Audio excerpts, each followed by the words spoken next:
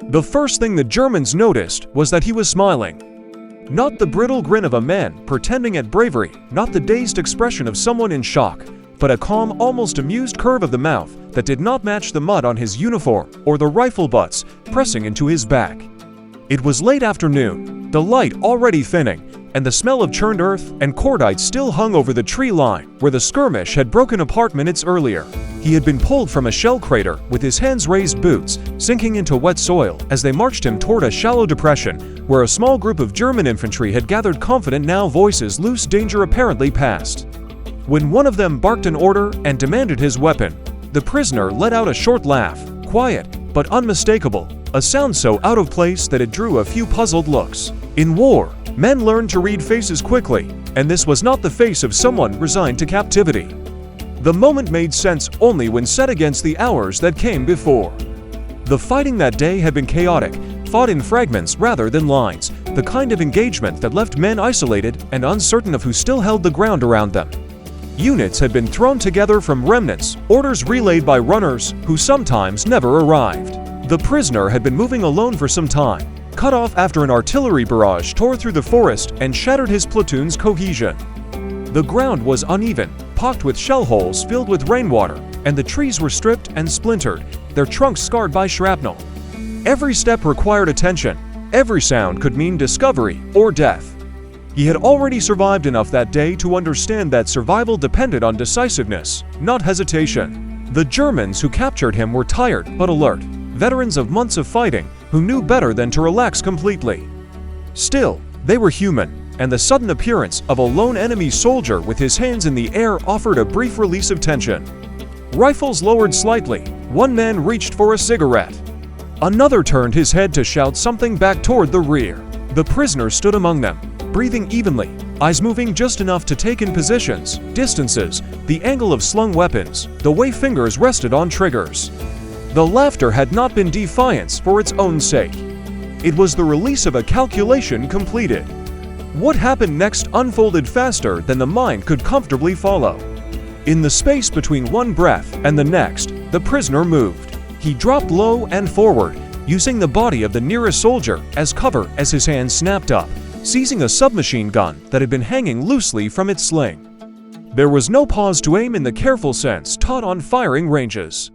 He fired from the hip, short controlled bursts, the weapon chattering in sharp, violent pulses that echoed against the trees. The first men fell before they understood what was happening, surprise freezing them in place just long enough to be fatal. Mud and bark erupted as bullets tore through the clearing, and the air filled with the flat, metallic crack of automatic fire. The Germans reacted as trained soldiers do, shouting warnings, scrambling for cover, but training relies on expectation, and this was an inversion of everything they assumed.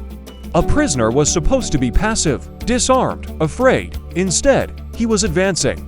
He moved with a practiced economy, stepping over fallen bodies, shifting position even as he fired, never staying still long enough to present an easy target. The smell of burnt powder grew thick, mixing with the damp, earthy scent of the forest floor. Someone screamed. Another tried to bring his rifle up and was cut down before the stock reached his shoulder. In those seconds, the clearing became a closed world of noise and motion. The prisoner used the terrain instinctively, angling himself so that fallen trees and shell craters broke up the Germans' lines of fire. When the first weapon ran dry, he let it fall and snatched another from a man who was still trying to process the sudden reversal of roles. There was no shouting from him, no triumphant cry, only the relentless rhythm of gunfire and the sharp movements of someone intent on one task, removing every threat within reach. Time compressed, stretching, and snapping back, each second crowded with action. Those who survived the initial burst tried to scatter, some diving for the edge of the trees, others dropping flat in the mud. It made little difference. He adjusted without conscious thought, firing into movement, cutting down silhouettes as they broke from cover. A grenade was fumbled and dropped, rolling uselessly before it could be thrown. Another man attempted to run and made it only a few steps before collapsing face first into the wet leaves. The prisoner's breathing remained steady, his focus narrow, excluding everything beyond the immediate necessity of staying alive. When it was over, it ended as abruptly as it had begun. The last shots echoed and then faded, leaving a sudden, almost shocking quiet Smoke drifted lazily in the cooling air. The prisoner stood alone, chest rising and falling, surrounded by bodies that moments earlier had been confident, armed, in control. 45 seconds had passed, perhaps a few more, but the number hardly mattered. What mattered was that the clearing was silent, and he was still standing. He wiped mud from his face with the back of his hand and listened, head tilted slightly, waiting for any sign of movement that would require another decision. There was none. The Germans he had faced lay still, weapons scattered, their earlier assumptions rendered meaningless. The prisoner did not linger.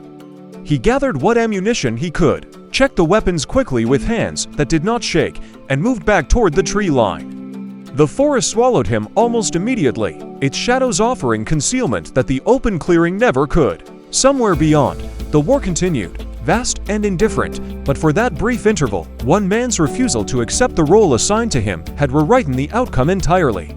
Later, when the ground was retaken and the bodies counted, the numbers would be tallied with the same impersonal precision applied to all losses. 21 men lay where they had fallen, victims of a moment they could not have predicted. There would be no witnesses from their side to describe the laughter or the speed with which control evaporated. On the other side, the story would circulate quietly, pass between soldiers in low voices, stripped of embellishment because it needed none. It would serve as a reminder of something every infantryman learned sooner or later, often too late, that war was not governed by neat categories or expected behavior, and that underestimating a single human being could be fatal. For the man who walked away from the clearing, there was no sense of triumph, only the familiar weight of survival settling back onto his shoulders.